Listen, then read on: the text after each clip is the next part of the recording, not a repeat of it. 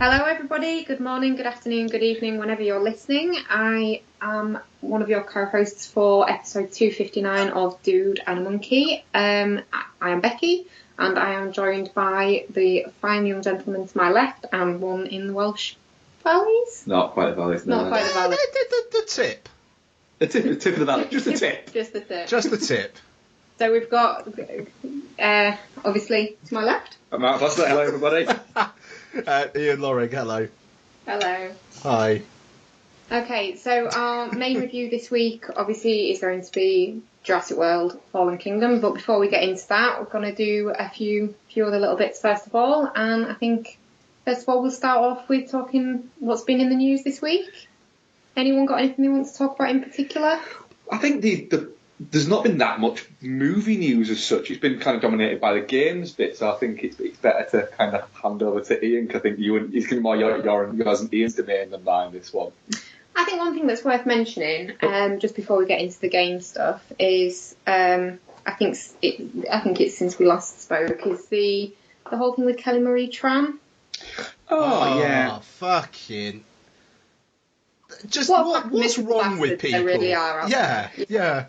That is it. You know, the weird thing is, when we reviewed The Last Jedi, I said the same thing. I didn't like her character. I didn't really like her performance or anything like that. But I didn't like. I don't think her performance was bad. You didn't like the character. I didn't like the character of anything like that. Yeah. But it's not to the point of where, you know, I thought that it ruined the movie or anything like that, or it took me out of the movie or anything like that. I just didn't get on with her particular character story. I think as well that arc was a touch superfluous, wasn't it? It was, yes. You know, and that which I think was an issue you had with it, wasn't it, Ian? Yeah, I mean, the thing that doesn't help... I mean, I rewatched Last Jedi a couple of weeks back, and to be fair, I think what that arc is trying to say and is probably trying to kind of set up in episode 9, I think there is more of a point to it than I thought first time round, but it doesn't help that on the surface it does seem like liberal director doing his diversity thing. You know, unfortunately there's more to it than that, but if you're reading it on a surface level, you could easily see it like that, and if you wanted to be negative about it, that the character is just a fucking lightning rod, and it's a really, really depressing, and I don't agree with it in the slightest, but Rian Johnson did very nakedly put out what he was trying to do, which was a good thing. Yeah, at the end of the day, if that is the case, and it is trying to introduce more diversity into the Star Wars universe, again, you'd have to be a real miserable bastard to have a problem with that. I mean, it's just crazy to me. And part of that superfluous story arc, you know, you've got Finn in there as well. He's not got anywhere near the amount of negative reaction from fans as Kelly Marie Tran has. I just think he got that from the whole Black Stormtrooper thing in episode 7. Yeah. I'm not normally one to be all girl powery about stuff, but no, you're really not. I'm really not. But it just seems it makes me really sad that she seems to have got it worse because A, she's not white, and B, she's not a boy. It's depressing, and no. I was reading about it, and I was reading about a lot of the stuff how excited she was when she got the role and walking the red carpets and all that kind of sort of stuff, and people ruined it for her, and it's rubbish. The thing is, sorry, go on. No, go on, say it. I was just going to say, the thing is, the film was written in a pre-President Trump time, and unfortunately, since Trump, the dickhead contingent has become a lot more vocal, galvanized.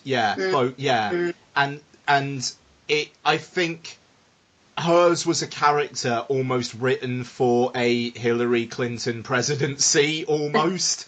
And that's not the way the cookie crumbled.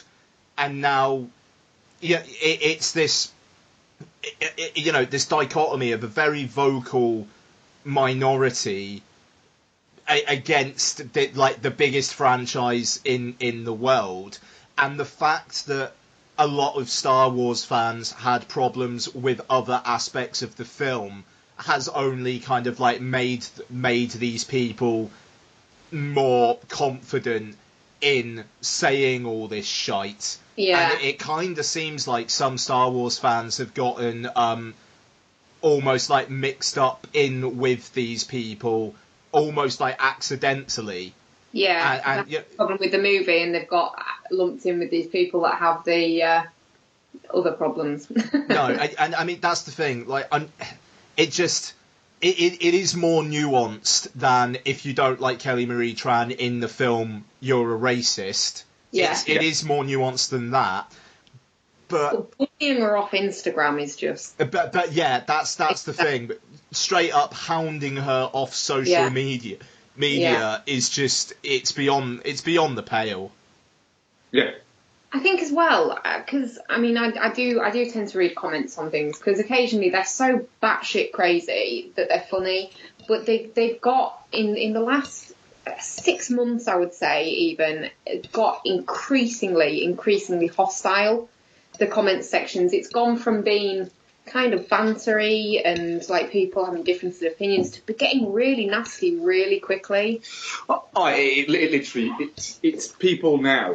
The internet's not a nice place to be anymore. It's not, because people go from it's a similar thing. I think you'll find now with a lot of social media is people will shout from the fucking hills about something they don't like, and then it's a bit.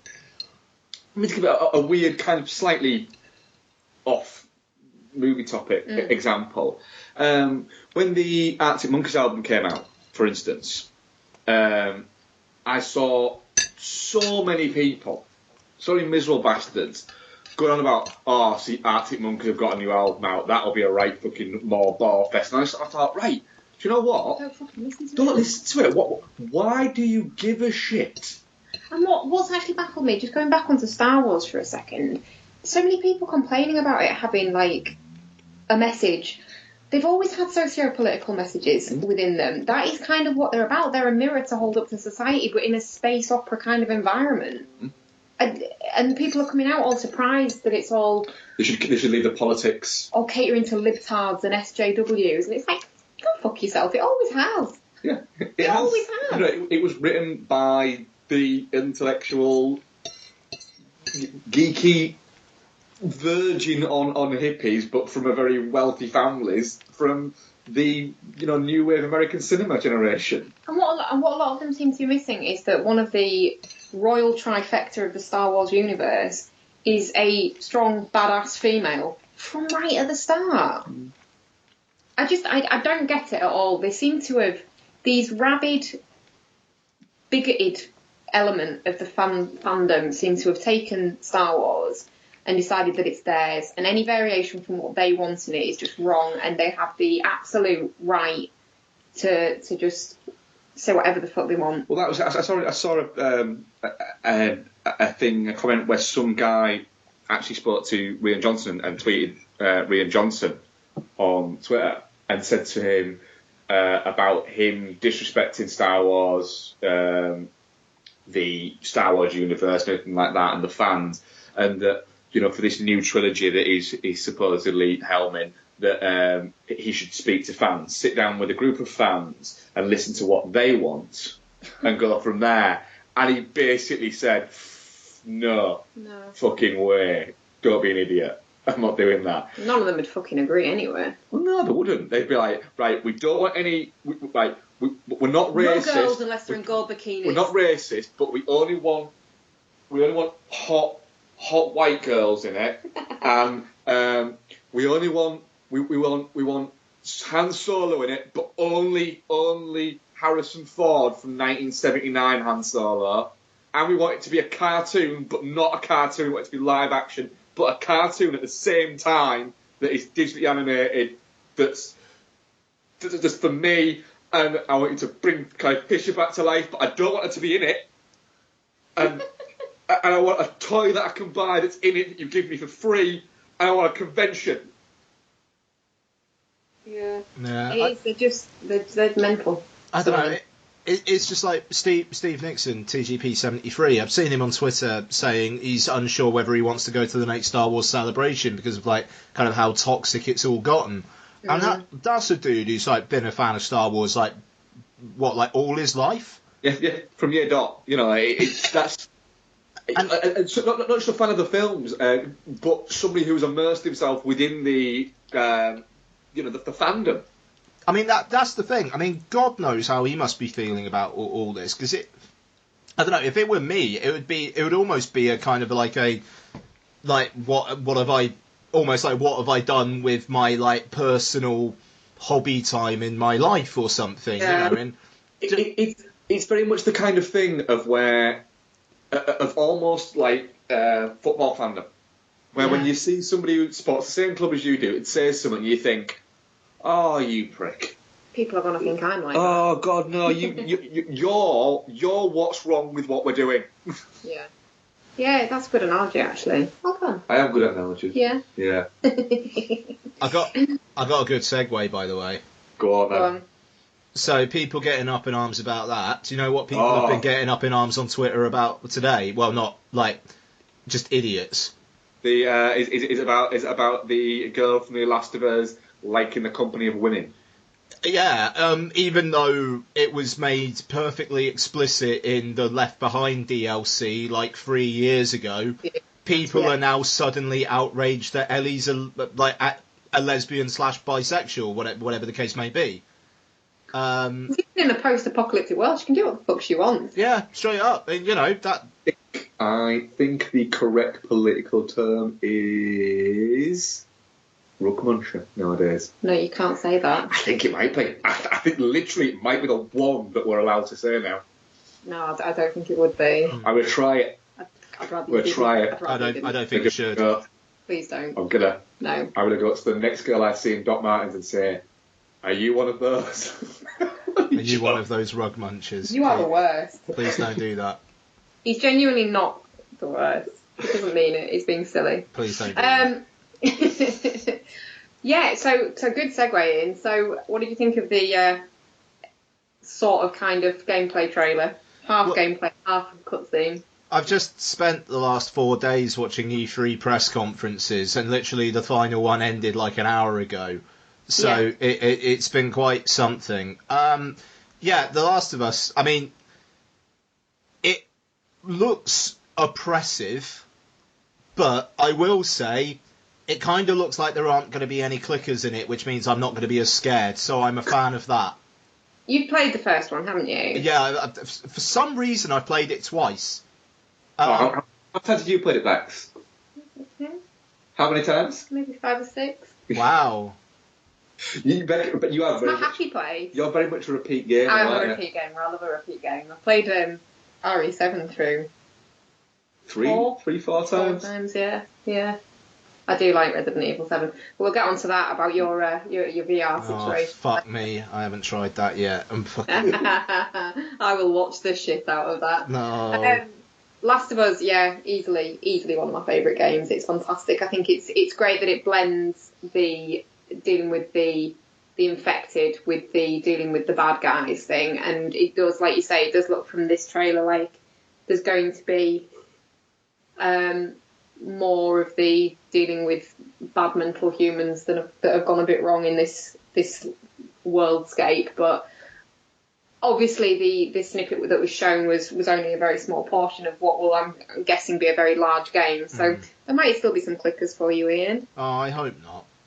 They're good. Clickers are good. No, they're not. They're Can't scary. even see. They're scary. You've just got to be really quiet. I know, but then you're not. Sneak and give them in the neck. But then they start running at you and they're scary. It is quite a scary game. It's one that I'm looking forward to playing late at night with the lights off. I'm not going to lie. I straight up played most of that game with the sound completely down. Really? Yeah. It fucking, there's something about actually being in control of the thing that makes things scarier for me. Yeah. Like the fact that it's like, right, okay, if I walk over there, something's going to happen, innit? You know, it's like waiting for something to happen. That's what I'm about. It's so immersive. Yeah, but I don't, you know, do I want to be immersed in that world? Do I? Well, yeah. I'm not sure. I'm not sure about that. I don't know. I mean, like it looks great, and I will play it, and I'll probably play it through. I think the reason why I played the first one twice was because I played it on PlayStation 3, then I went through the remastered version. Yeah. So. Actually, didn't you? Yeah, I did. Yeah, and you've obviously played Left Behind, which is a nice little add-on. Yeah, I enjoyed Left Behind. I mean, it's only like a few hours long in it, but it's there's a lot of character in Yeah. I think it gives you a greater understanding of Ellie as a character, which obviously is always a bonus. But I was kind of sad not to see Joel in the trailer. He's in the game because the voice actor's listed on his IMDb, so he's obviously in there somewhere. I don't. Yeah, I mean, like, I think he's going to be like in the cinematics, and maybe you'll partner up with him at times. I don't think you're going to play as him. I think it's Ellie all the way. Do you reckon? Yeah. But the bit that you play as Ellie in the first one is great. To be fair. Yeah. You don't have to out shivs and you've just got a knife is outstanding. Even though it looks like she's quite capable in this. Oh my god, she's got a machete in it. Didn't she fucking like stab someone in the neck at one point? Yeah. Yeah, that was something. Yeah. It did make me laugh that she was thinking about all of this stuff while kissing that girl, though. Yeah, my mind wandered a little bit, didn't it? Yeah, I kind of wonder if like all this stuff's fucked her up so much that this is the kind of stuff that gets her engine running now, you know? Maybe. She's lived it a long time. You know. But yeah, I'm psyched for it, really psyched for it. I have been since the last one finished and they announced that they'd probably make a sequel at some point and maybe a film. I've just been waiting for it, so yeah, I'm on board. I wonder it looks beautiful. I wonder when it's going to come out, though, because they didn't do a release date. Did they not? It was kind of annoying, actually. There was like 4 games that they focused on in the Sony conference, and they only Spider-Man was one of them, and that's out in September. The other 3, it was just like no release dates at all, and it does make you wonder, because apparently the PlayStation 5 is likely coming out in 2 years' time. I can't wait that long. And it's I think it will probably be next year, but then I wonder if they'll do again like an up-resed version for the PlayStation 5. Yeah. I'm alright with that. I'll just buy both and have the other one earlier. But yeah. I don't know. We'll see. We'll see. It's weird. It kind of feels like they're getting to the point now. All these conferences, it was like. There was one where they were mentioning making games for the next generation, and Microsoft in theirs, the guy from Microsoft said, we're working on the next Xboxes, whatever the fuck that means. So it's like that stuff's coming, and it's, I don't know, fuck, just the thought of having to spend another like 350, 400 quid on a bloody console in the next couple of years. It's not a good thought. No, it's not. It's not a good thought. They don't last though, do they, to be fair? Ours conveniently died just before the PS4 came out, our PS3, didn't it? You killed it. You killed it playing FIFA. No, that's bullshit. Mark killed you it killed FIFA. it playing Lollipop fucking Chainsaw. Lollipop fucking Chainsaw is an excellent game, and it did not kill the PS3. It did. It killed it because you played it and played it and played it and played it, overheated it, all the thermal paste bled out, and then when I turned out to play FIFA, it wouldn't load. That was FIFA that did that. It wasn't FIFA that did it, it was you. Well, you have to play it a lot to get all the sort of unlockable outfits and stuff for Lollipop. For Lollipop, yeah, brilliant. Thank you, James Gunn. I think you guys need to live stream playing Doom together. I think it would be very, very therapeutic. We don't generally play computer games together, do we? We tend to. You'll watch me. I can't watch people play computer games. No. I can watch like Ian playing them on me. What is that? I think that's fascinating. But I can't watch you play them. No. It's great. You would Ian both. gets scared and says funny things though. Yeah. That's always better. You just shout at me if I move. Yeah. What the fuck are you doing? Getting a drink. What, during a boss battle? Dickhead. But yeah, if we try and play stuff together, and Mark, what was the last thing we played? Crash Bandicoot Team Racer. Yeah. Nice. Mark kept bombing me and we fell out for a while, didn't we? You hit me. Well, with a controller and then didn't talk to me for 3 days. you bombed me. I was winning. Yeah, and I bombed you, which is part of the game.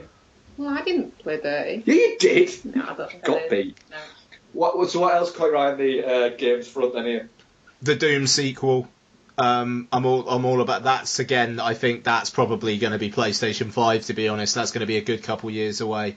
I fucking love Doom, and I've got Doom Virtual Reality, and I think I'm going to live stream that tonight. And I'm so fucking excited. Have you had a go at it yet? No. Oh, Virgin Doom VR.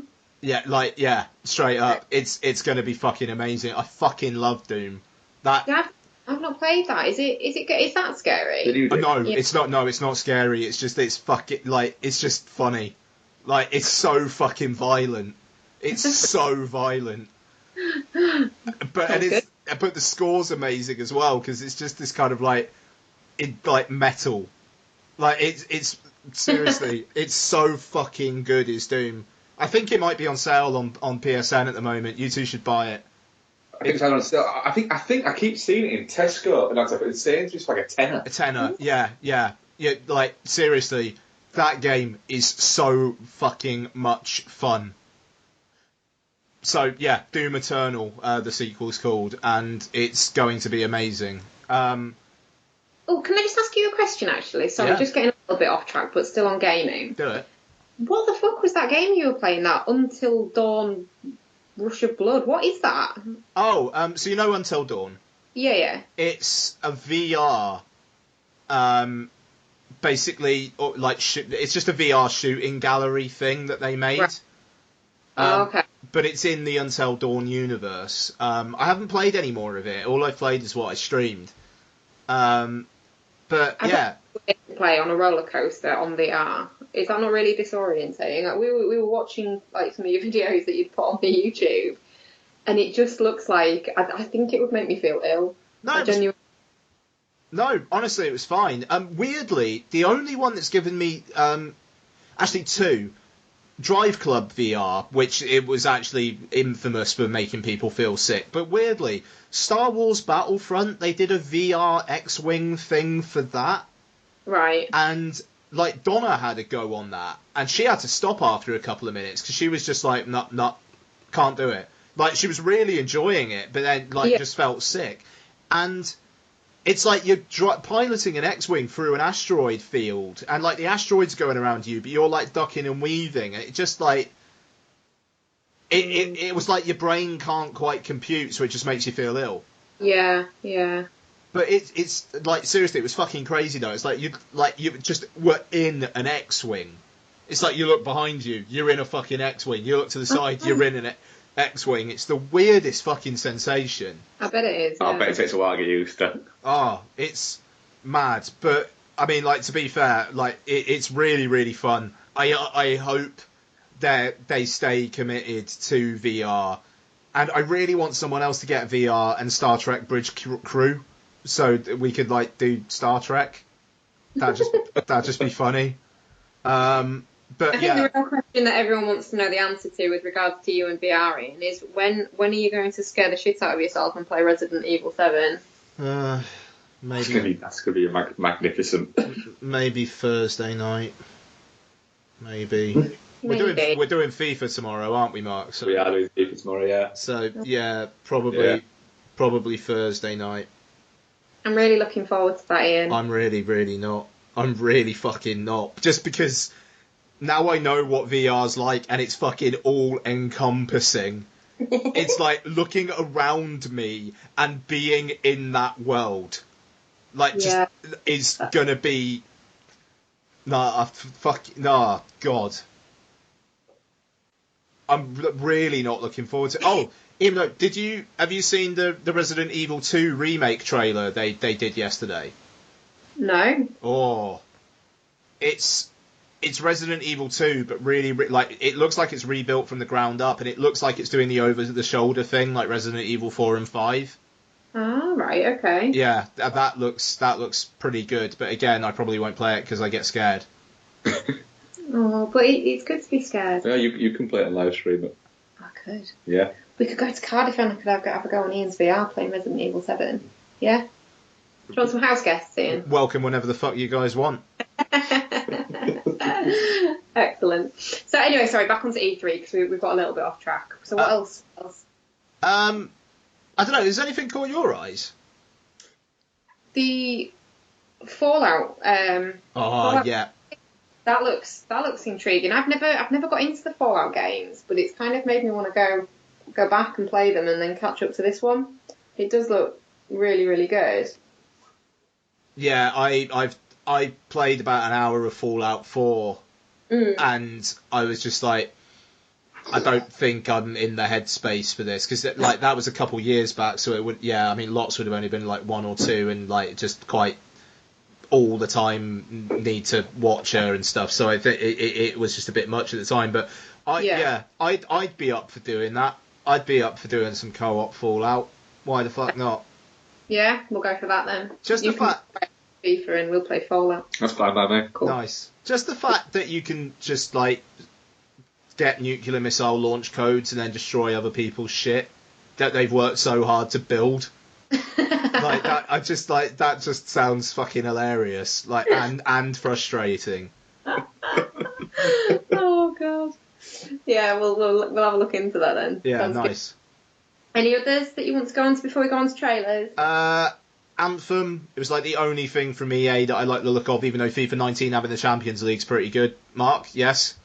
Yeah, it's been coming. That, to be honest, the whole Pro Evo getting the Champions League thing was a little bit of a. It was always shrouded in a little bit of confusion, and FIFA weren't very happy with UEFA about it. She was always going to go back to FIFA once that licensing ran out.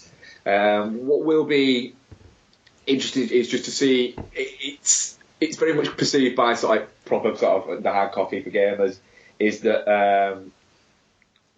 the 18 was good but wasn't the kind of like the not overhaul, but every few years with FIFA you have to get a bit of a shiny new face, and this wasn't quite the shiny new face that they claimed that it was going to be. Was it a craggy old face? No, it wasn't craggy old. There was a lot where they did stuff where you go, that's cool, you've done that. I think you could do more, and it's a little bit like when you see the advancements in certain other games that you think, that what it all boils down to with FIFA is the actual crux of the main game engine, the main game bit you're playing. It's tweaked and that's fine. But it's the peripherals that all go around it that have now become that. I mean, you've got people. There's more and more people there now that are playing FIFA where they're actually not actually playing actual games of FIFA. They're just playing the game FIFA, but they're not playing the actual football games within it. And EA have cottoned onto that and are starting to cater a lot more to those guys. Yeah. Okay, so we had a poll, re-E3, that one of you lovely boys put out on Twitter about which games are sort of grabbing people the most, which trailers, and obviously the royalty of those 4 won it with The Last of Us. Anthem didn't get any, and other, what is it? No, that's the one at the top there. Cyberpunk. I don't know what that is. It's the new one from the Witcher people. Oh, right, yeah. So, What? the Witcher 3. It's like Yeah. it's basically the new one from the people who made that, and right. people are very, very excited about that. Not people on our poll apparently. But It came second. I think. No, it did. Yeah. It's interesting about Last of Us 2. I hope that's as good as everybody wants it to be. I think the problem is it's never going to. I could see it having a bit of a Bioshock moment. No, because people said the same about point. Uncharted. That the sequel Uncharted couldn't possibly live up to. Yeah, but Uncharted, even the first one, was never as held up as. And as well, it was a console jump, wasn't it? Yeah, it was. Yeah. So it went from 2 to 3. Yeah, it did. But I mean, Last of Us, the last game in my memory that within my sphere of gaming that I play, because I'm not an Assassin's Creed kind of person, and that got a lot of love as well, didn't it? Mm-hmm. But BioShock is the last one that I can remember where people were just like, this is the best fucking game ever, and then the sequel came out and they were just like, This is the same game as the last one. It isn't even the same game. It isn't. You play a Big Daddy, don't you? Yeah, that's right. Yeah. And there's little sisters, and they're just fucking really hard to kill. I watched it. It looked like the same game. Well, it wasn't. It wasn't at all. It wasn't at all. But anyway, yeah, I feel like it could suffer a little bit from it's not The Last of Us again kind of thing. Yeah. Anyway, we've been talking about E3 for quite a long time and games, and it is a movie podcast, so let's move on to trailers. We'll save the biggie for last, but there have been quite a lot of trailers out this week. So, Ian, do you wanna start us off on a trailer you've watched? I can't fucking remember, which is really frustrating, and I don't have my phone here to refer to. Spider-Man in the Spider-Verse. Oh, fuck me, the Spider-Verse film. Yeah. Yeah. Why not? Like that's what I'm like with it. Yeah. Yeah, I'll watch that. It looks interesting. It's a different take. I'll definitely watch that. It looks fun.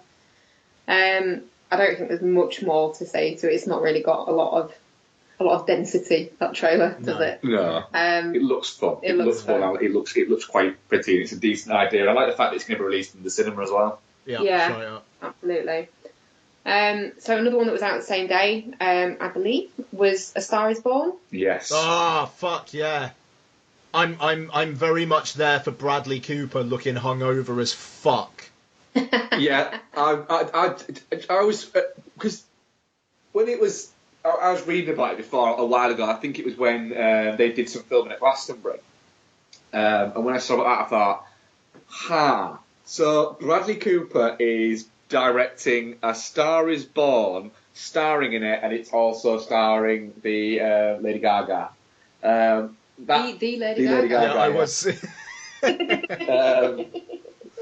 And so I was a bit like, that sounds like that sounds like it has the potential to be a bit of a hot mess. Yeah.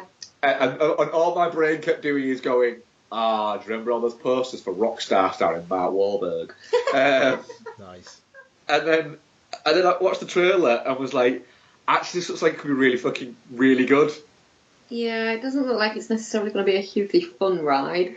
No, but I was watching it going, right, so Gaga's getting an Oscar nomination, Bradley Cooper's getting one for director, and the film's getting one for picture. Whatever you think of her, she's got a fucking voice on her. I wish she'd been credited under a real name rather than Lady Gaga. That is one thing that really bothered me when I watched it. You mean like when Alice Moore was in Catacombs? I don't know who Alice Moore is. Pink! Well then, yes. There you go. Alice Moore in Catacombs. You know, have a musician name if you want, that's fine. But if you're going to be, you can get away with it if you're Madonna or Cher. But she's Busta not really Rhymes. What about Busta Rhymes? Can he get away with it? Well, Busta Rhymes doesn't really act in anything serious, though, does he? She could have done what like Curtis Jackson does. Okay. Curtis 50 Cent Jackson. it's like so he hasn't fully committed. Yeah. It's almost there. Like he said to his manager, I want to be Curtis Jackson. Like Dwayne Johnson is now Dwayne Johnson. It's like, yeah, except no one knows who you are, Curtis. They do, I'm 50 Cent. There you go. If you have to explain it to me, and I actually know you, and we're sat across from each other. I don't know, I feel like I could take her foray into acting a little bit more seriously if she was being credited as Stephanie Germanotta or whatever her real name is. Yeah, I am. If that is her real name. If that is her real name. But yeah, she looks fine in it. She's not wearing a meat dress, so there's enough distance there, I think. Yes, she's. I'm actually looking forward to it. I think it could be.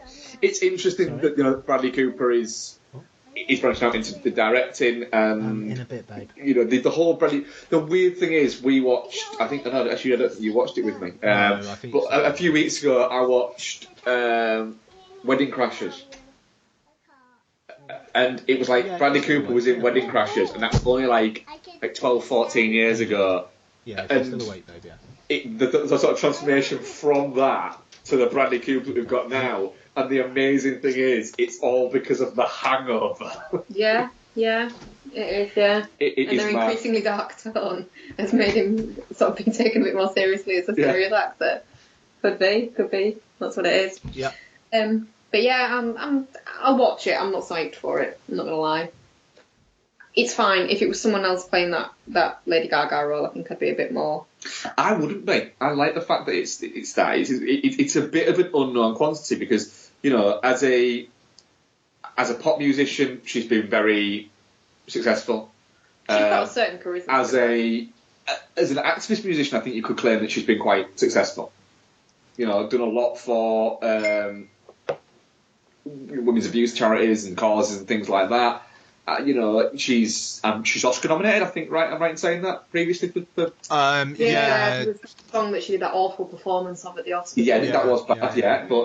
But I just she seems like the sort of person where she's not jumped in and done a rom-com or anything like that. She's gone for a more. I think that would be really out of character for her. It would, but I'm interested to see where this could go. Yeah. To be honest. Yeah. I'd be less interested, let's say, if it was. I don't know. I'm trying to think of somebody that isn't. Let's say it's fucking Rita Ora again. They really tried to make Rita Ora happen as an actress. You couldn't do that because Bradley Cooper, even by being near her, he'd end up with the bad sip. The bad sip. Yeah. Can't read the same era as us. Serenity is one that caught my eye. Oh, a Sky Cinema joint. That's a Sky Cinema one? Yeah. Yeah, that's, you know, a cast of Diane Lane, Anne Hathaway, Matthew McConaughey, Jason Clarke, Digimon Husano, Jeremy Strong. You're just doing that on fucking purpose now, aren't you, Mark? Yeah. Yeah, alright. Yeah. You know, by the guy who made Locke. To be fair, I'll watch anything with Matthew McConaughey in it. Happy to do that. Yeah, I think it looks really fucking interesting. Yeah, it does actually, and I think it's good because the trailer doesn't really give away too much, so it just makes you think, ooh, I'll watch that. That looks good. Yeah, and Hathaway looks foxy as a blonde. And Sky Cinema, so we'll have the opportunity to watch it either in a cinema or at home. Yeah. So that'll be we'll at have home the then. experience watching Jurassic World with those two dickheads in front of us last night. Okay. Might watch it at home. But yeah, you've watched that one, have you, Ian? No, I just know it's a Sky Cinema joint. Yeah. But I'll watch it. It's good. It looks good.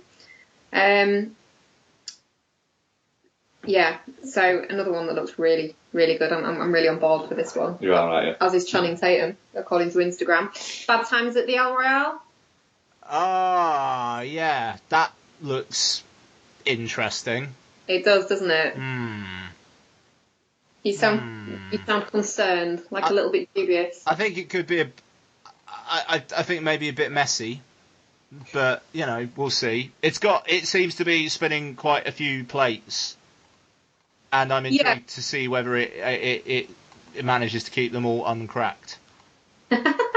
Yeah, it's a director of something else, isn't it? It's Drew Goddard who directed Cabin in the Woods. Yeah.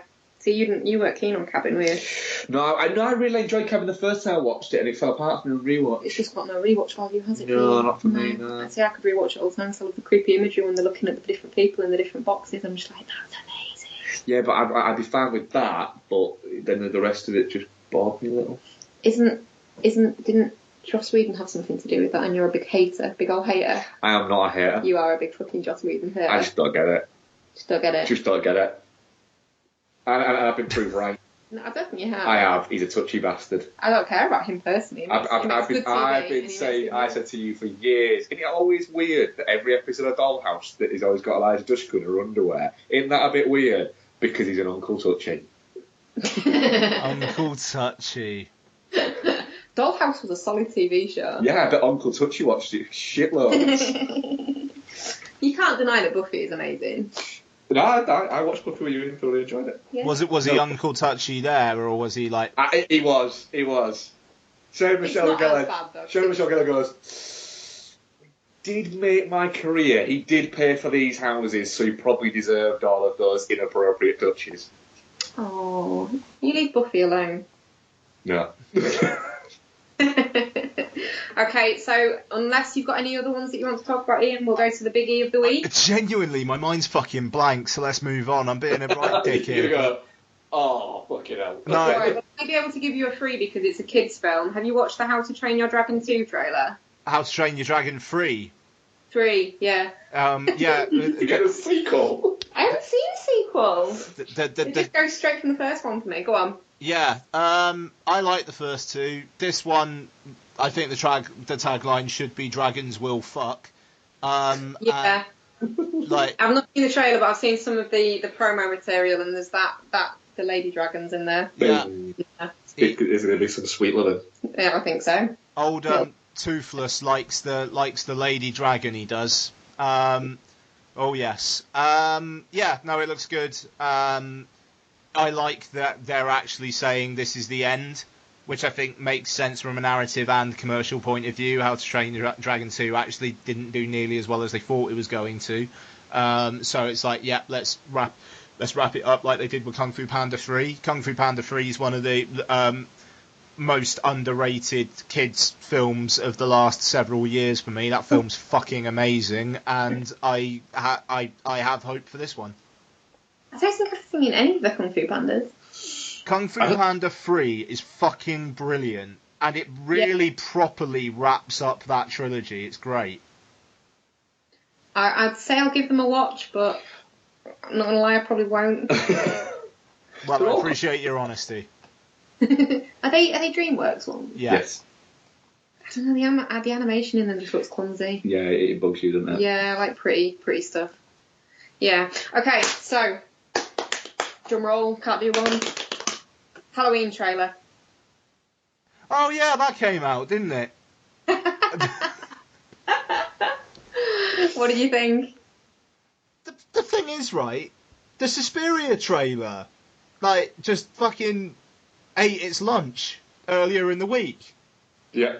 We did that one last week. No, absolutely we did. But in the same week, you had the Halloween trailer, which looks good.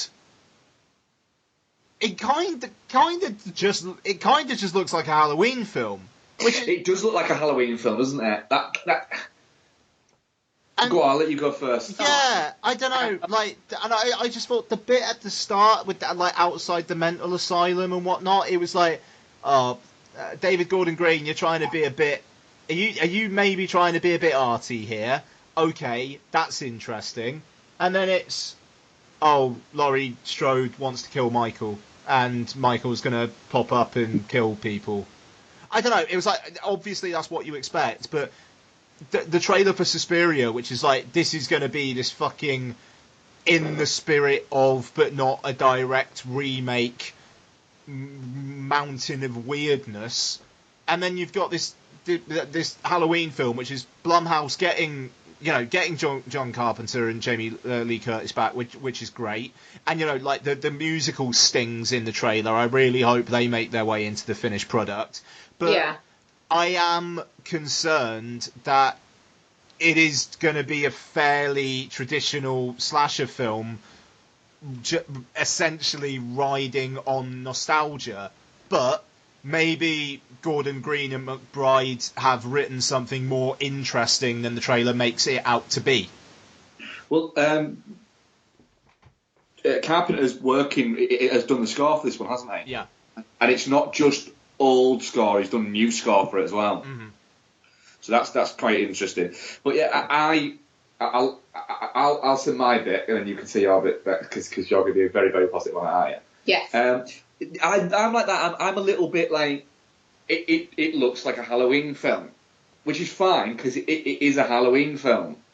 But if you're going back to it and you're going, right, we're going to throw away like 6 films? Yeah, but no, wait. You're going to throw away 6 of those films, right? But then you're going to make a film that just kind of looks like the rest of them. It feels a little bit weird. I don't like the fact that they made a point in the trailer of going, oh no, it's not her brother. And I'm aware of the fact that doesn't come until the second one. But it still has become part of the Michael Myers mythology that he's her brother. And I've always kind of liked that idea that he's driven by this weird fucking thing that he wants to kill his fucking sister. And I'm fine with that. Now, if he's just a random madman, that kind of it goes, all right. for me, it's taken a little bit of the interesting edge away, and maybe they'll put another interesting edge into it, which is fine. And I'm still very much on board because it's David Gordon Green and it's Dan McBride writing, and it's a good cast. But I am a little bit, all right, Laurie Strode's been waiting 40 years to kill Michael, and now he's out and she gets to kill him, and she's a little bit crazy. Just feels very Halloween sequel-y. And the only reason why people really are going to give it a little bit more of a pass is because it's David Gordon Green and Dan McBride and it's Blumhouse. And my worry is, I hope it's not shit. Well, my take on it is, you and your miserable bastard lack of enthusiasm is not going to spoil it for me. I love the trailer. I think it looks great. It looks like a really nice looking movie. They've done a good job with that. I like the bit in the mental asylum. I like the bit in the mental asylum. It looks really good. I want more of that. But yes. What? You don't know that they're not going to explain his motivation. I'm fine with that. And you don't know that they're not going to explain her character arc from being a frightened babysitter to being a badass with a shotgun. You don't know. You're making assumptions I based think off she the was fact quite that frightened as a babysitter. I thought she was quite chill as well. quite chill. But you're making assumptions based on the fact that you don't like the fact that they've taken a brother out of it, him being a brother out of it, and you don't like the fact that they've discounted the other movies, with the exception of 2, and obviously Season of the Witch because that's fucking mint. The rest of the sequels aren't great. Like H2O is fine, but it's a very 90s stalker slasher type movie. It's not got an awful lot going on, cerebrally, and Resurrection's just a piece of shit with Mr. Rhymes in it.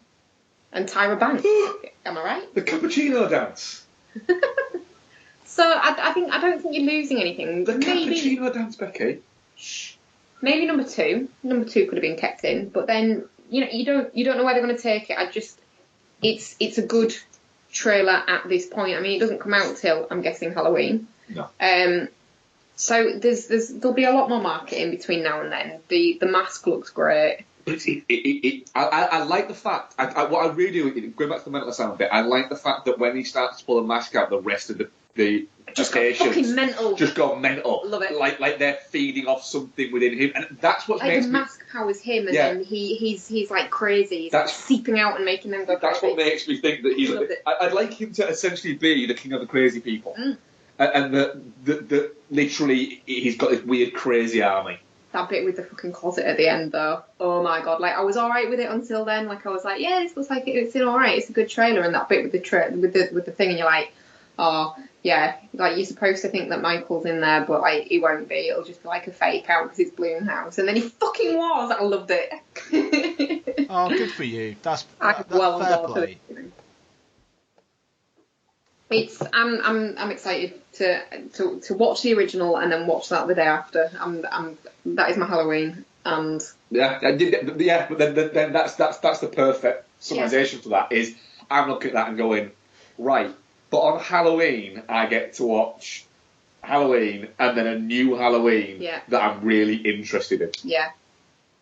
Perfect. So, right, excellent. So I think we should get into our main review now. So obviously we're doing Jurassic World Fallen Kingdom. Do you want to take it first, Ian? You're not going to tell us who directs it, who writes it, because you should. Should I? Yeah, you should do that. Okay. It's directed by J.A. Bayona? Yeah. I'll do. Starring... Trust me, pronunciation goes fucking right out the window. Directed by Digimon Honsu. Yeah. That's just wrong there. Starring, I'm only going to mention the three important ones. Chris Pratt, ginger, bad hair. Oh, Fucking very dare you. Alright, she's got alright hair. Fantastic hair. Bryce Dallas Howard and a weird face, and the silver fox that is. Ted Levine. No, not Ted Levine. Jeff Goldblum, That's obviously right. reprising his original role. And loads of For other about 45 fucking seconds. Yeah, but he steals that. He steals it. Anyway, go on, Ian, what do you think? That makes me laugh that Jeff Goldblum's been doing so much promotion for this fucking film, and he's literally on screen for what? Yeah. Like literally 2 minutes, if that. Yeah, he doesn't screen time. Yeah, so I went into this off the back of Twitter generally being apathetic to negative about the film, and I knew about the turn that it took in the second half already. I wonder what I would have thought of the film if I didn't know about that. Right. I think it's far more a Bayona film than I thought it was going to be, in that it's the most kind of like horror and suspense inflected of the Jurassic Park films since at least The Lost World, if not the original. There are some sustained moments of fucking, like, how the fuck are they going to get out of this? What's going to happen now? And even fairly early on, like that bit, that like one take bit where they're in that ball and roll off the hill and they're in the water, like that bit was just, fuck it, how the fuck are they going to get out of this? I think that whole bit from when they get to the island to like when they, well, for quite a long time, like you keep getting to like ebbs in the action and like feeling yourself actively untense because you've gradually like sat forward and tensed up. Yeah, absolutely. So I was really into the first half of the film. The second half, less so, but I think it would have been even less if I didn't know what was coming. It's interesting that this is this massive blockbuster sequel to genuinely one of the biggest films of all time. It's still stunning how well Jurassic World did, I think. Yeah. And they've made it this like weird, like claustrophobic Gothic fairy tale almost. Yeah, and the Bayona comes out, which, considering that the screenplay is written by Trevor Owen Connolly, who wrote the first one, I thought was really surprising. I'm intrigued to see what you guys thought of the ending, in terms of what that sets up. But what did you guys think? Just because there's been so much negativity, I don't think I'm nearly as negative as a lot of people are out there. But I genuinely don't know what you guys would make of it. You go? Yeah. Well, the thing is, the weird thing is with Fallen Kingdom is there's been negativity since the first trailer, really. Uh-huh. And I really liked the first trailer, and I've liked pretty much all of the trailers, even the ones where the first one made it seem like it was just going to all be set on Issa Nebula. And then, as subsequent versions came out, you were like, "Oh no, wait a minute! It's not that film; it's a different film." That's pretty cool. And so it's had me wanting to see it from the very start. So I went into it quite a positive. And as I'll say for literally all blockbuster movies, it's too long. It is without question too long, and there are missteps in it. There are bits that are so patently obvious that when they come as a twist, the biggest twist is that they think that you haven't worked that out. But as well, I think it's fun. I think it's got that kind of gothic-y edge to it without being too overtly gothic-y. It had that.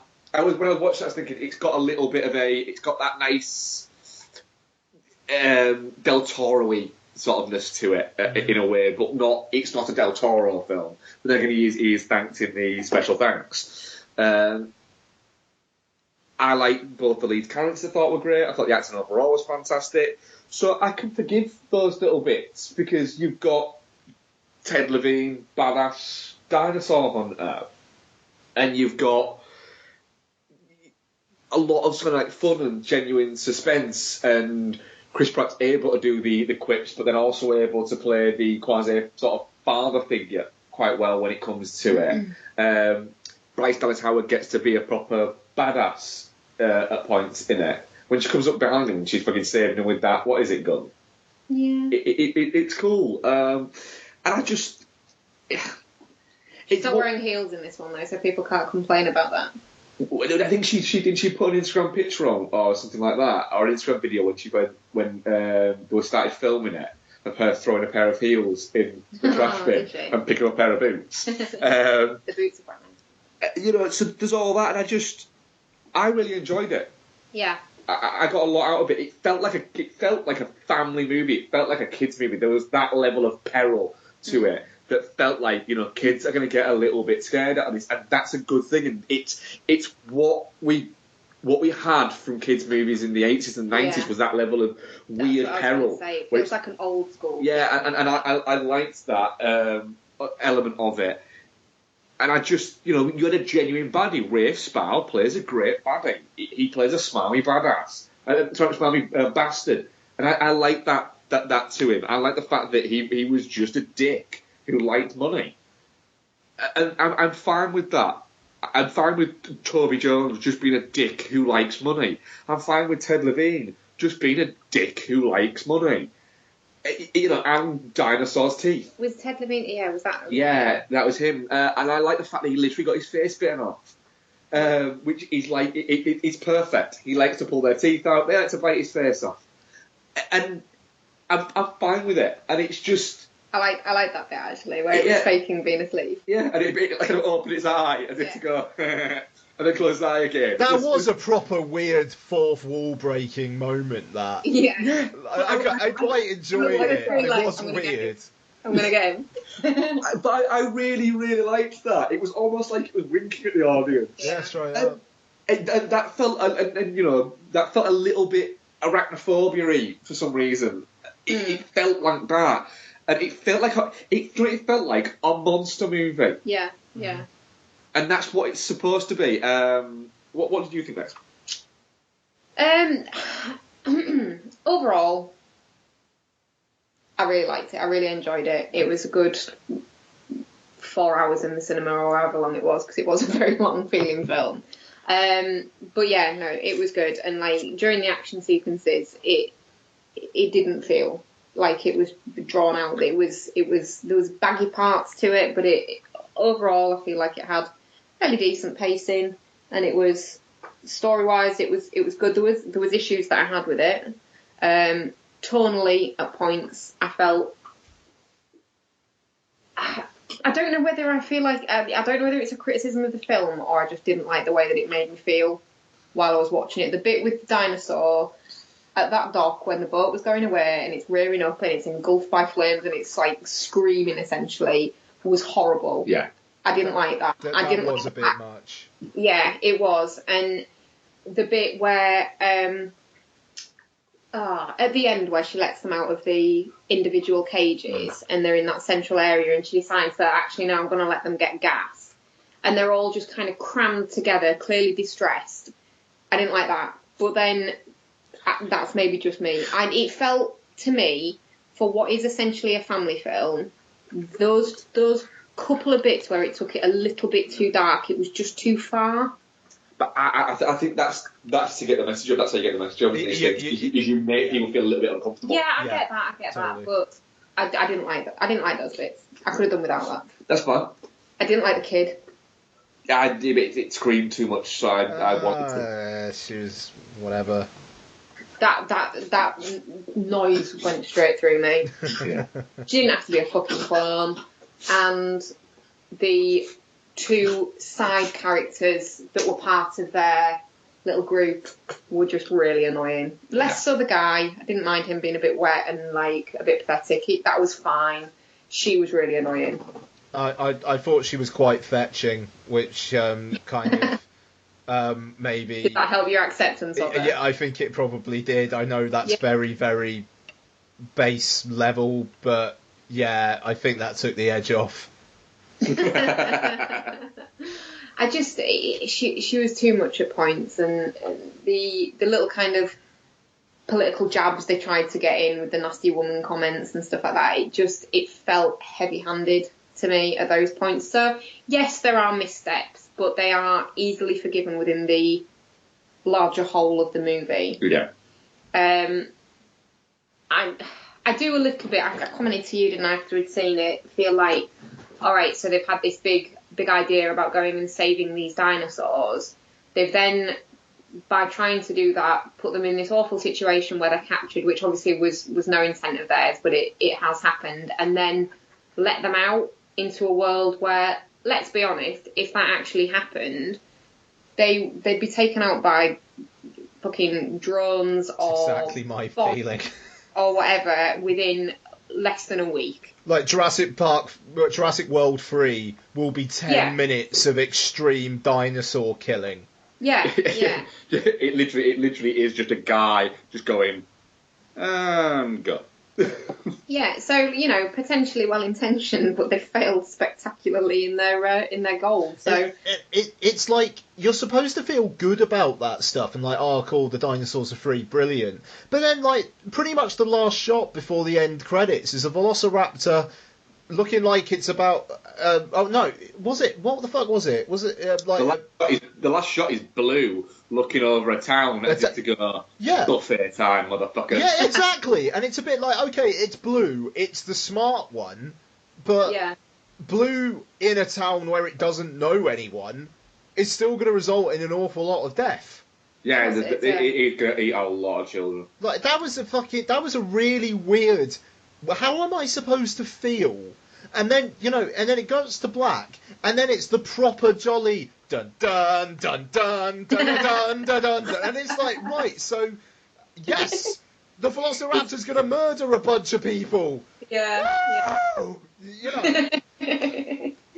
But let's be real. In real life, they won't murder anyone because they'll just get shot to shit. They'll get a fair few people first, I reckon. People before the police get there, though. Yeah. I don't know. I feel messy is probably the way I would explain. Enjoyable but messy is probably the way that I would explain the plot. I don't think it's messy as such. I just think that it's... I think there's a difference between messy and confused. Yeah. I think it's a little bit confused. I think it gets to the point it wants to get to. I just think it doesn't know... I don't think it's thought about whether it should have got there. The implications of that, yeah. It's literally like, they've written it and gone, right, we're going to do this, we're going to do this. And then it's kind of like they've gone, right, shit. Like literally they're going to sit down and go, right, let's write Jurassic World 3... Jurassic World. Yeah. And they go, right, so the dinosaurs, right, they're all in the world, and all this mad shit's can happen. How do we write Pratty and Gorgeous Hair into this? And they've gone, just one thing, Cole, what? Drones, mate. And he's gone, what are drones? And then they've said, those things that we strap cameras to get all those overhead shots nowadays? Yeah. Well, there's those, but they have bombs. Oh, shit, you're kidding me? No, Colin, they exist. Oh, shit. Well, that's the sequel gone. How do we get rid of those? But haven't we had, dinosaurs out in the real world? It wasn't that number 2 of the original, run? Yeah, it was fucking T-Rex in San Diego, wasn't it? Yeah. Well, I don't think that ended well for the T-Rex, did it? No. No, I mean, because that's the thing, because Jeff Goldblum's saying in the voiceover at the end that it's like, we're going to have to learn to coexist with these animals, and it's like, there's only about a dozen of them. Yeah, and they can't breed, because don't they explain in the last one that they've made them all female? He's going to do it, but that's easy, a bit of a dialogue thing there, isn't it? Life finds a way, Becky, life finds a way. Where literally, they'll say, oh, it's okay, because they can't breed, because he made them all female, and he goes... Dinosaurs can change their gender. Well, actually, remember I'm a wrong one. It's like, is Jurassic World basically going to be like the Flintstones, but with iPhones? I hope so. It won't, I don't know. I don't know where they're going to take it, to be honest. It's going to be an interesting sequel, to be sure. It's a fucking weird ending. It is, yeah. Yeah, there's no... My issue with films like that as well, I don't like films that are just there where the ending's to set up a sequel. I don't like that. There has to be some kind of payoff of each film, and then a sequel is possible, not it's like a halfway point. I don't like that. It feels lazy. Yeah, no, quite. And I mean, it's so obviously setting up another one. And it's like, do we actually need Chris Pratt and Bryce Dallas Howard back in the third one? No. Are we going to have them? Yeah. Yeah. I mean, it would be cool if Goldblum teams up with them for some reason. Mark's indicated that he does need Bryce Dallas Howard to be in the sequel just so that he can look at her hair. That's fair enough. That's fair enough. You are right, though, Becky. She has got... A weird face, hasn't she? Yeah, she has got a weird face. Sorry. Fucking It's mad. kind of like a toddler's face on an adult's body. No, I've made it weird now. It's just, I don't know, it's just there's too much of it going on. There's too much face. What's your point? It's too much face. Oh, because she's not thin. Oh, Becky. It isn't that. It is that, isn't it? It isn't that. It is. Oh, for shame on you. It isn't that. She's not exactly big, is she? She's not a big girl. No, but she's not, she's not stick thin, though, is she? No, she's not. No, she's not. You're the one who's mentioning it, Mark, to be fair. Yeah. Yeah, because Becky's described her as sturdy before. She is quite sturdy. She looks like she'd be able to handle herself. That's what's Yeah, good. that's true. I'm not commenting on her body. I'm commenting on a weird face. So what he's saying is read a movie where she fights Emma Roberts. Oh, Emma Roberts couldn't. She's not sturdy. But she's violent. She's just fucking mental. Hang on, should we just add Rosamund Pike and just let Mark do what he needs to do for the next couple of minutes or something? Like, there you go. You're just gonna sit and imagine that, are you? Are they girl fighting or is it a dirty scenario? What? What do you mean dirty I scenario? don't know. Those three together? Don't do it for me. No. No, well, they all Girl fighting. You're into that. If they just went on like a rampage and just beat the shit out of loads of people, I'd be like, this is great. What about if they were fighting each other? Fine with that. Yeah? You okay with that? Yeah. Emma Roberts is like properly secretly psychotic, though, isn't she? Yeah. That's the thing about Emma Roberts. Yeah. Yeah. She's Violent. a troubled child, I would say. She's violent. Yeah. So yeah, I think I think we've run out on Jurassic World, haven't we? yeah.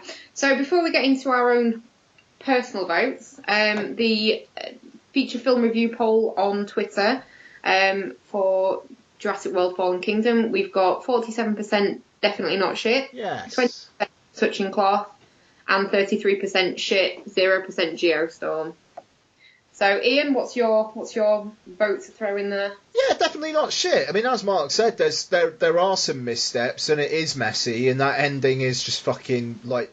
I can't get that out of my head, like, how fucking weird the last shot and then that music is. Like, you'd think it would be, like, some sort of more, like, kind of, like, slightly sinister version of the Jurassic Park theme. Yeah. Yeah, like they'd have adapted it slightly. And then obviously there's the post-cred bit of them in... Is it in Vegas? Yeah. Yes. Flying around a tower thing. I'm telling you, Jurassic World 3, Viva Rock Vegas. Oh my god, yes. Definitely not shit. I like that they took a chance on this one and they did something different. Yeah. Mark? I'm absolutely definitely not sure. I think I was surprised at how much I enjoyed it, to be honest. Yeah. I'm the same. Like I say, it's got its issues. There's bits of it that I'm not entirely comfortable with. Maybe because I just see them and go, oh, look at the Diplodocus guy, and he's just like stood on the dock, and then he gets engulfed in flame. I reckon it was fine. I didn't like that. I reckon Made me It sad. definitely wasn't fine, mate. It was dead as You were- fuck. I think it was fine. No. I had a bit of a tear in my eye at that point. I'm a bit of a crier at films. But yeah, definitely not shit. Nice. So should we get into what we've been watching over the week? Yeah, nice. Yeah, Ian, do you want to go first? Yeah, I mean, only a couple of things to really speak on. Fucking, what did I go? Oh, yeah, I took Lottie to go see Early Man again, because it was the movie for juniors at Cineworld over the weekend. I really like Early Man. So it's That one. Sorry? Is that the Nick Aardman. Park? Yeah. Yeah. Yeah. It's really fun. And it's weirdly focused on football. I still can't get over the fact that it's all about football.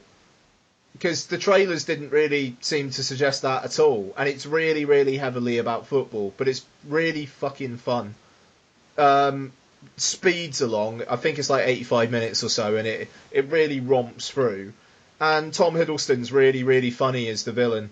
Like, he's really good, and that guy does some good voices. It feels like Early Man's been rather overlooked, to be honest, but I have a really, really good time with that film, and I'd happily watch it again. It's one that I think will be on Amazon Prime in the next few months, and like I'll probably watch it with lots another couple times, to be honest. Yeah. It's good. I also rewatched Inside Man, which I hadn't seen since it came out on DVD. The Spike Lee one, yeah. Yeah. Inside Man's fucking brilliant. I remember really enjoying it when it was on. I think I saw it in the cinema actually, and I remember really liking it then. But I remember it's probably one of those movies that's not as long as I think it is, but it is quite long, isn't it? Yeah, I think it's close to a couple of hours. Yeah. It's one of those films that it feels kind of throwaway, but there's some really interesting shit in it because it's Spike Lee. And you know, some of the like post 9/11 commentary that it does is super interesting. The way it basically Clive Owen's like team fuck with the authorities through stoking like post 9/11 paranoias is very clever. But you've also got Jodie Foster and Christopher Plummer kind of playing scumbags, and Denzel Washington not being a whiter than white kind of cop figure. There's a little bit of cheekiness to him, and you know Chiwetel Ejiofor is his partner, and you know who doesn't want to see Washington and Ejiofor together? It's a good time. There's nothing to rival the pure campy thrill of Lick My Bunghole Motherfucker from the Taking of Pelham 1-2-3 remake. But like I fucking love that film. Taking of Pelham 1-2-3 remake is fucking great. It is. It really, really. I mean, like just the Lick My Bunghole Motherfucker. Just the fact that John Travolta actually fucking says that in that film is. If anyone is going to say that in a film, it's John Travolta. Yeah. Brilliant. But yeah, Inside Man. It's on Netflix in the UK. It is more than. If you've not seen it, like that is a fucking hard recommend. Hard recommend. Add it to the list. We should watch it this week. Yeah. Okay. Great. I'd love to hear your thoughts on it next week, guys. And I from memory, that's all she wrote from me, to be honest, that I really wanted to get into. So yeah, I'll throw it over. Me or you? You can go. Okay. Well, one that we watched actually last week, but we didn't get a chance to actually speak about. We ran out of time. Is Insidious: The Last Key. Obviously the sequel, and they're just yes, and they're just bipping around in Lin Shaye's timeline, seeing as she died in the first one. Just kind of going over her old adventures. Last Key is basically it's set just before the first Insidious movie. Yes. Because it ends with her. Yeah. And has her revisiting her childhood and sort of exploring the events really that kind of open up her gift, her perception and her gift, and essentially her mother helping her to accept herself for who she is and all that kind of stuff. It's easily the scariest Insidious for me. There was points where I watch a lot of horror movies and generally don't get that scared. You can normally see jump scares coming from a mile off, and tonally a lot of horror movies get it wrong and you just kind of sat there, there's no tension. This is scary at points. There's some really well done bits in it. I think the have you seen it yet, Ian? No. Okay, well we'll be not all spoilers all the time and let you watch and enjoy this one, but there's a bit in it that kind of makes you go, oh shit. And it's just really, really fantastically done. I would say it's probably my favourite out of the Insidious movies. Yeah, I was quite surprised. Wow. Okay. Because it's really low key in terms of like how it was released and how the reception of it still did very well. For a movie that only cost $10 million, it still made over 150 million. So it was still a successful movie, but it didn't seem to have the same profile. I think of the. I don't think the anticipation was. No, it kind of came and went a little bit. It did. I was keen to see it at the cinema when it came out, and we just never got round to it, did we? I think we're out of time. It was a weird time to go and see it, but I could make a strong argument, to say it's probably my favourite Insidious movie, in the sense that it feels like there's the most going on. Yeah. In terms of. And it's got the most outside of the supernatural stuff going on. It's got more heart to it. I think it's got more kind of stuff that makes you relate to the characters as well as just what they're going through.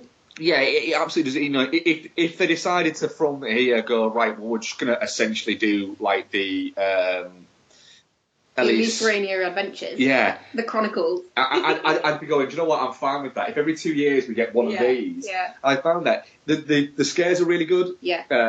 The design is really good. It's a good story. It's a touch too long because it's a horror movie, and it's like an hour and 45 minutes. I don't know. I could have watched it for longer. I was enjoying it. Yeah, but it's like good comedy should be done in 95 minutes, and good horror should be done in 98 minutes. Yeah. But from the trailers, the baddie looked like it's something really hokey, didn't it? Yeah, and it's not. It's grim. It is grim. There's grim. Ian as well. There's some solid body horror in it. Oh, great. Yeah. Great. Yeah. I look forward to that. Yeah, it's not massive overblown, but it is. Oh God. Why? So yeah. Yeah, absolutely love that. Any that you've watched that I haven't? And then we'll do the ones that we have watched together. Yeah, yes. I watched Admission, the Tina Fey and Paul Rudd movie. Why did you do that? Why not?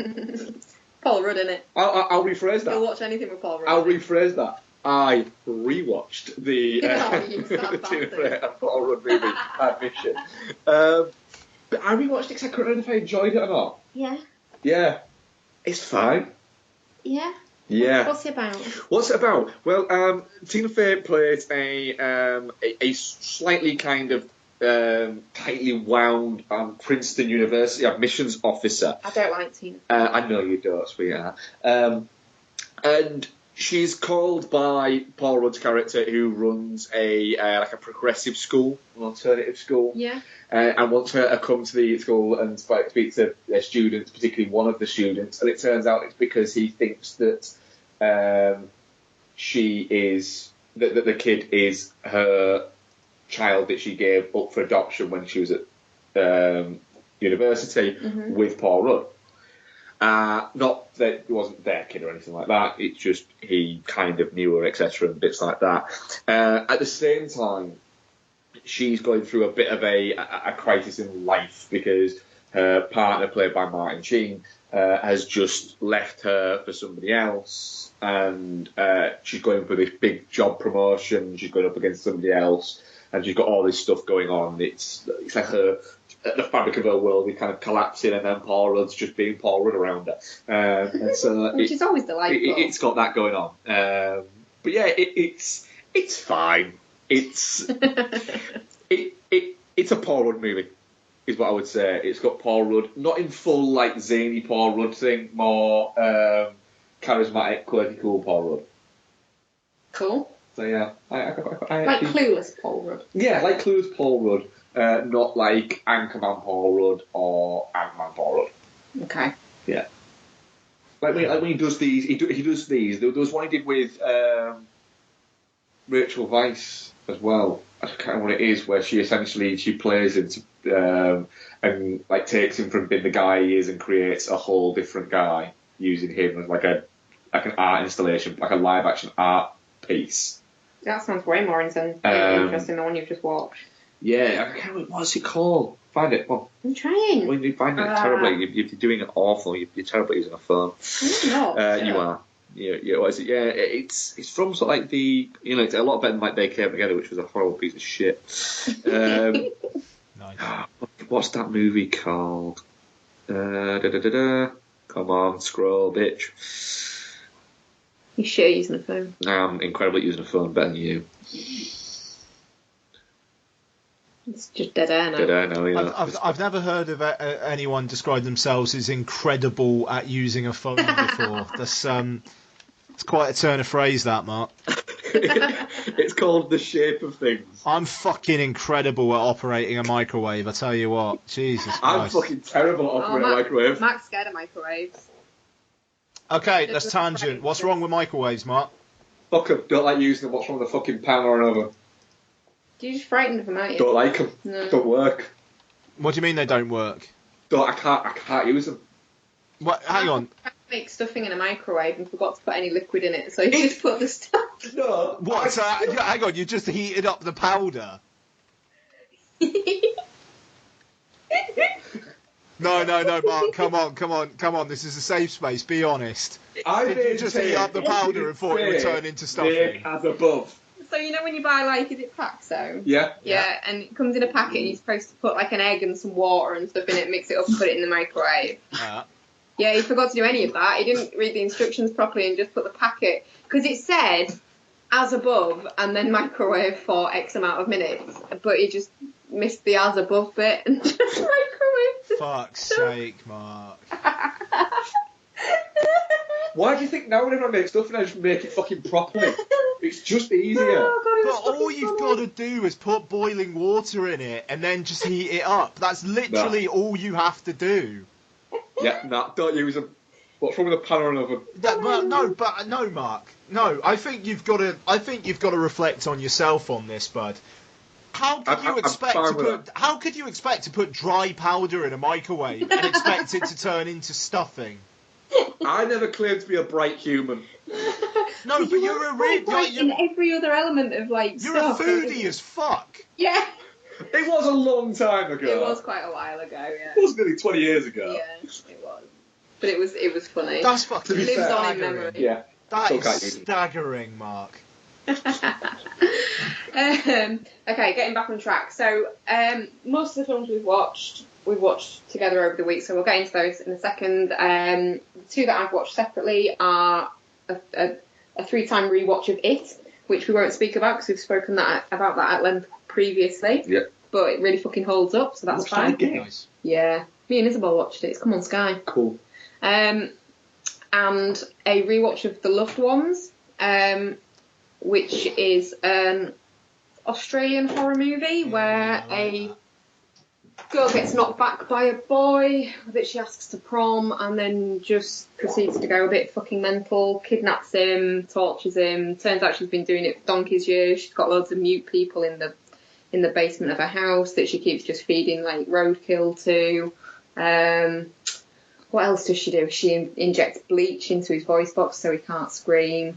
What else does she do that's really horrible? Oh, she lobotomizes people by drilling a hole in their head and then pouring boiling water in. It's a good, solid body horror movie. There's some knives going through feet. I don't remember all this bit. Yeah, it's good. I'm not going to watch it. It's good. She scrapes, she carves her initials and a heart around it into the boy's chest with a fork. It is good as The Loved Ones, Mark. It is. I remember enjoying it whenever we watched it. I just don't remember it And clearly. then she pours salt in it. In the open forky wound. That's just Tuesday. Well, that's tonight, is it? So rewatched that. It's quite a lot of years since we watched it, and I've been wanting to rewatch it pretty much since then. And then I noticed the other day that it was on Amazon Prime, so gave it a rewatch, and it again really holds up. To be fair, it's a great little horror movie. It's not terribly well known. I don't think it's not. He was very popular among that kind of circle, the Fright Fest kind of like crew. I think circles kind of really got on with it. I think quite well. Yeah. So that's the only other one that I've rewatched on my own. So what we watched together? We watched Swordfish, didn't we? Yeah, we did. Yeah. Mainly because you wanted to pervert Halle Berry and then realised that she doesn't look that great in her underwear because she sounds weird. That wasn't it. That wasn't perfect. What is it? I just wanted to watch some batshit Travolta. What's with that fucking hair? God. Was that during his like initial haircut period where he just couldn't get him to work? literally from like from about year 2000 to now, John Travolta's hair has been on some fantastic journeys. The only time where he didn't look weird was in Savages, where he kind of admitted for a day that he was bald, and then probably watched it and went, "Oh, didn't like that." It's some weird hair. Yeah, Swordfish is literally the most early noughties movie in the world. Absolutely, yeah. You know, it contains hackers, cars, a TBR that works. Yeah. Don Cheadle still being a badass and not being, what did you describe him as, Becky? Tony Stark's bitch. That was it. It's Hugh Jackman before he became, I know he'd been Wolverine. I know, that really bothered me though. I don't like it. I don't like watching him in that with his fucking frosted tips. He is better than that. Yeah, it is Frosted Tips Jackman. It's not right. Yeah. No. Vinnie Jones, isn't it? That's how early noughties it is. Vinnie Jones is in it. He's fucking awful, isn't he? Why did people give him work? I have no idea. Dominic Sena, wasn't it? And he was in Gone in 60 Seconds, so I think he probably just liked him. Yeah, he just thought he was his mate. Yeah. But yeah, I quite enjoyed the rewatching of it. It's mental. Yeah. It's an utterly mental movie, but it's kind of fun. It's like a lot of Travolta action kind of films are. They're often a bit mental, but they're kind of fun. He's creepy though, isn't he? He's so creepy. How has nobody Me Too'd him yet? What? Scientology. Got his back. I think he should kill them all. Kill them all. Yeah. Yeah. So, yeah. I think he was a bit Me Too before Me Too, Travolta. Yeah. Like, we wouldn't, like, it's not even news. Yeah. Yeah. But you'd have thought that about Weinstein. Everyone knew about him. You know, but then people starting to actually be allowed to admit it. Where with Travolta, it's a bit like, oh, Travolta, you know, he touched me inappropriately. And then all he'd do is he'd just start going, oh, maybe I did, but I had chills. And they were multiplying. Everyone just go, oh, it's fucking Grease! Have you seen he's refused to come out and deny that Sandy was dead the whole time in Greece? Because I don't think he knows. But he doesn't know. No. He just doesn't know, because he literally is one of the few men on the planet, people on the planet, that still has a massive box of Quaaludes. Yeah. I reckon he'd be quite a nice guy, though. Like, to me. I don't know. But, like, with a group of people, you wouldn't want to be on your own with him. No. No, that would get really awkward really quick. Just, can you imagine him stuck in a lift with him? He seems like he'd be really awkward at making conversation. No, I don't think he would. You. I don't think he would. I reckon he'd look at you and go, "You a guy or a girl?" And he'd go, I've got a beard." And he'd go, "Don't matter to me." Oh, you can't say that kind of thing about him. They're a very litigious couple. The Travolta, whatever the fuck she's called. Allegedly. Kelly Preston. Kelly Preston, that's it. Very litigious. Yes. Wait, fuck it, you can sue me. Here you go, here's a pillow and a beard comb. Yeah. Actually, you can't have the beard comb. I need that. I don't endorse anything of what Mark just said. He does. No, I don't. And then there was the interesting experience of watching Bad Neighbours 2, or is it just Neighbours 2? Bad Neighbours 2. Depends what country you live in. Oh, that was... What did you think? It was a rewatch for me and a first watch for you. Majoritively, steaming pile of shit. But I very much enjoyed Zac Efron in it. I thought Rose Byrne and Seth Rogen were just weak as fuck in this in comparison to the first one. It was not a great performance. That chick that was in Bones that plays the friend's missus, she was just annoying. Yeah. He was quite funny. He was quite funny with the clown mask and the manic laughing. I quite enjoyed that. I still think that Bernholtz his face looks like, one of those badly drawn, like pencil drawing things that you see in newsagents. Yeah. Like one of those of Mark Wahlberg. Yeah, he does actually. He looks like he's fucking melted. He does. Yeah. Or like a Mark Wahlberg tattoo on a fat woman's thigh. Yeah, I could go along with that. I feel like what the first one did so well is they got some quite decent actors to play the boys, and they've just not bothered at all with this. All the girls are shit in it. They're just all terrible actresses. Chloe Grace Moretz fucking slumming it in a comedy movie. It's outed her as just being really terrible. I quite enjoyed it. Yeah, no, I quite enjoyed it too. Do you know what's weird though, Ian? I enjoyed it more on rewatch. Wow. You're just doing it to spite your wife at this point, though, aren't you? Yeah, he is. Yeah. I still maintain that Zac Efron, when he moves out of the place and he's carrying that big box, and it just says, protein on the side of it. Yeah, that's a good time, actually. It's one of the great. For me, it's up there as one of the great comedic moments of cinema. His bits are fine, and he does well with them. And the bag of dicks. The bag of dicks thing is with, funny. You use those pamphlets. They're real. Yeah, that's disgusting. Like, well, but if it was a bag of dicks, it's like he starts chuckling. And he's like, yeah, you're right. Bag of dicks. But also the bit where he's listing all the parties. Pimps and hoes, Wall Street guys, bros and hoes, and then just the fact that he realises that it's wrong. And when Franco says later, bros before hoes, and he goes, you can't call them hoes anymore, it's not cool. Yeah, he's fine in it, and his bit's good, and the bit where he's dancing shirtless is obviously enjoyable, but it centres around this group of girls, and they just don't, there's not that much to them. Well, I think also as well, it was a little bit like, and I think we referenced this when we reviewed it when it was out at Ian. It was a little bit like, I do remember sort of screaming at the screen, "We get it, Seth. You like weed." Oh yeah, that's not really old.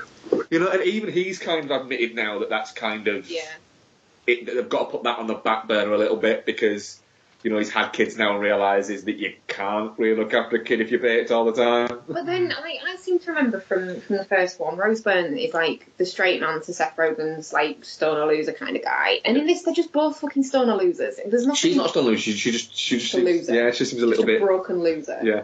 I don't need that.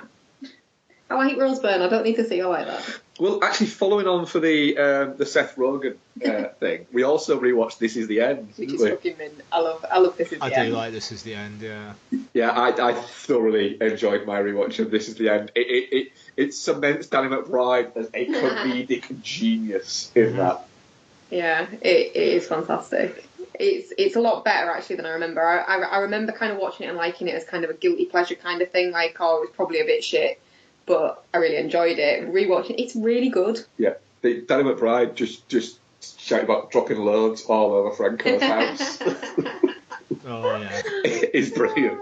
And his I like entrance. Franco in it as well. And you're not as big of a fan of Franco, are you? No, the kind of alter ego that Franco developed around this time, that he was this weird kind of up his own arse, slightly sleazy guy. It's kind of sort of becoming more evident that maybe that is just James Franco. I don't know. I reckon he'd be all right. The Franco brothers, though, they have got that kind of look to their face, though, whereby if you were having a conversation with them, you feel like they kind of do that smug smile they both do, and then look at each other and laugh, and you'd feel like shit. They do seem like those kind of guys. Yeah. But yeah, This Is the End is great. Jonah Hill's funny in it as well.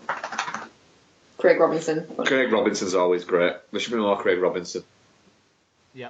I like Michael Cera playing to the fact that he's a little bit creepy and just like upping the ante with that as well. Yeah. Him getting punched by Rihanna's quite amusing. Oh yeah, Rihanna's in it, isn't she? Not for long though. No, not for long. Poor Riri. Yeah, so thoroughly enjoyable rewatch. Yeah. Very good. That's I it. think that's about it for what we've been watching. Have you thought of any more, Ian, that you want to talk about? No, I'm good. No, I enjoyed that. Should we head on to questions? Let's do it. Yes, we do, actually, I think. Let me just do a final. While you find them, I'll do the one that I can remember. All right, go on. Favourite dinosaur? That's the one I've just found. Ian, what's your favourite dinosaur? The old Brontosaurus. Yeah. Oh, Very chill. Very Yeah, chill. My favourite easily is that little dude in Jurassic World Fallen Kingdom with his fucking headbutting shit. I loved him. You did like the little headbutt. He was you amazing. did, didn't you? He was good. Was a spirit animal. He was clumsy. He had no special awareness. Loved him. Just walked into doors and Just shit. walked into doors and shit. Yeah. Do that on the reg. Yeah. Nice. Yeah. I misjudge doorways a lot and walk into doors. Like frequently. Yeah. Not like once a week, like 3-4 times a day. Yeah. Definitely. So yeah, he's my favourite. I don't even know what type of dinosaur is it. It is the one with the bony head. Yes, the bashy goat dinosaur. Bashy goat dinosaur. I don't think that's his. I think that's his Latin name. It's his Latin name. Yeah. Favourite dinosaur. That one that definitely didn't die in Fallen Kingdom. That guy.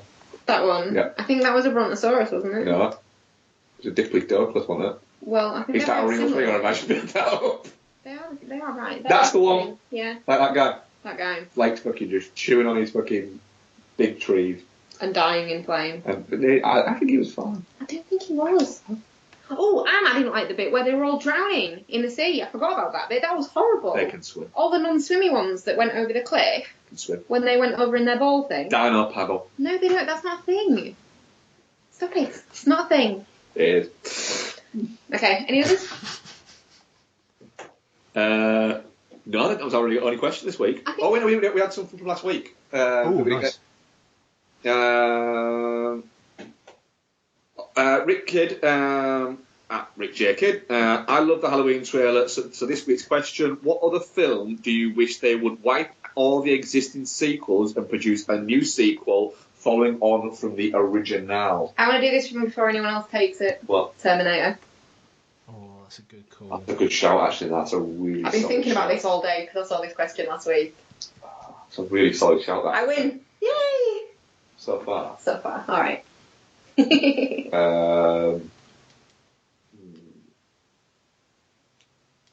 That's a really good shout, that one. Right, because it is. That's the thing. Like, Yeah. I don't know. Like so- maybe Nightmare on Elm Street. But I don't know. But got welcome to some primetime, bitch.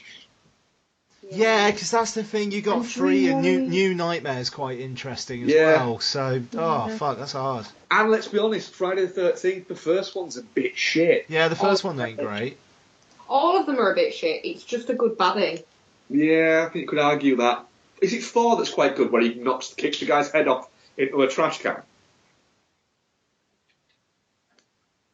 I don't know. I'm sure that happens in one of them.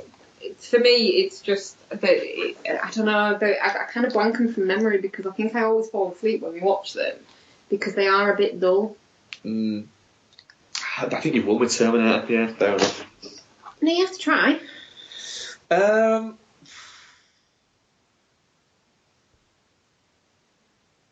I can't. Fair play. Come on. Fair play. I think you've won with Terminator. Sorry, Ian. Have you got any?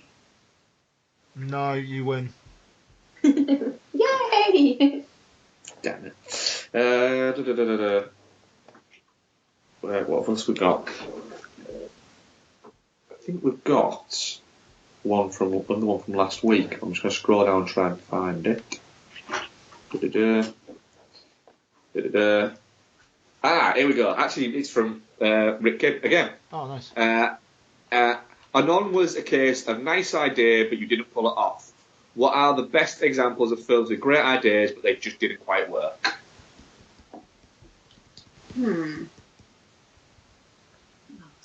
There's probably like tons that I'll think of later, but I can't think of The first Purge movie for me. I like the second Purge movie. The third one's a piece of shit. Third one's good. No, it's not. It's a boring piece of shit. The new one looks good. But the first one, it's a really good idea, but I just don't think they quite pull it off for me. Shyamalan's The Visit. The premise of that film is fucking brilliant, and it could have been creepy as fuck. That could have been a proper kids in peril horror film, and instead it's this like weird kind of almost parodic comedy. Yeah, with that kid that just keeps rapping. Yeah, exactly. Odd is that. That flick should have been so much better. Yeah. It's a really good premise, but yeah, the kid just keeps fucking rapping. I'm gonna have to bow out on this one. I can't think of any. My mind's gone blank. There is a few. What was that one? There was one. Franklin, was it?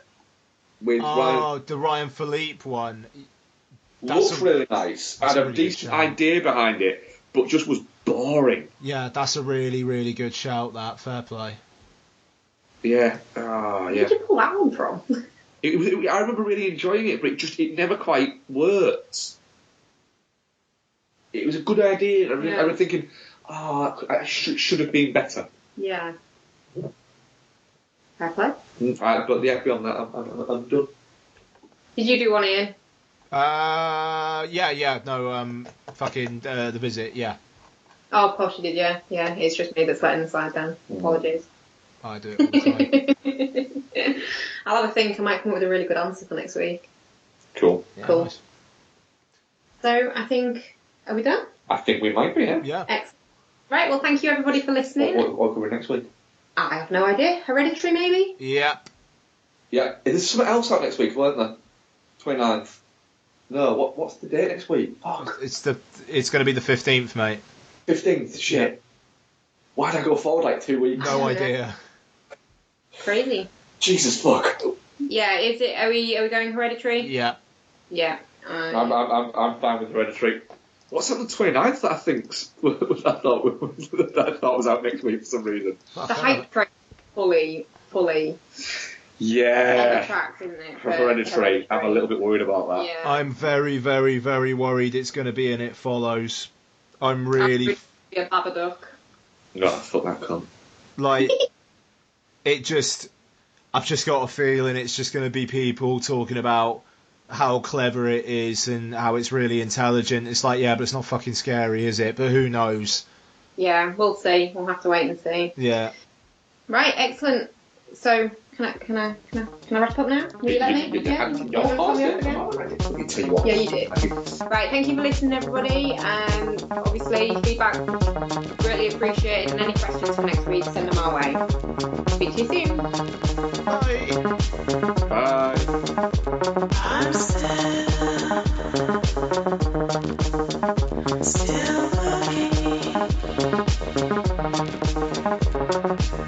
looking for love. I'm still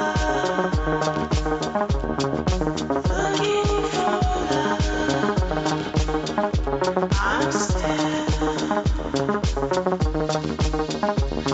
love, looking for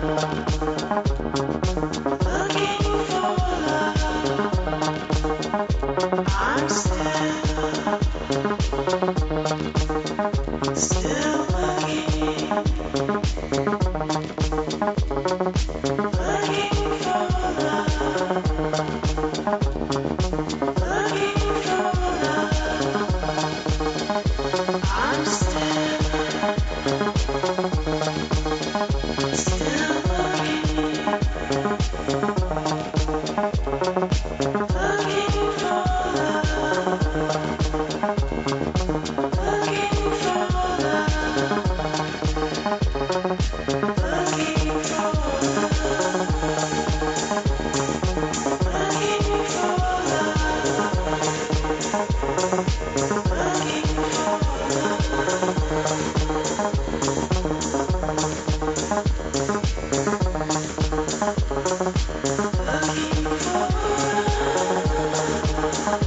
I'm looking for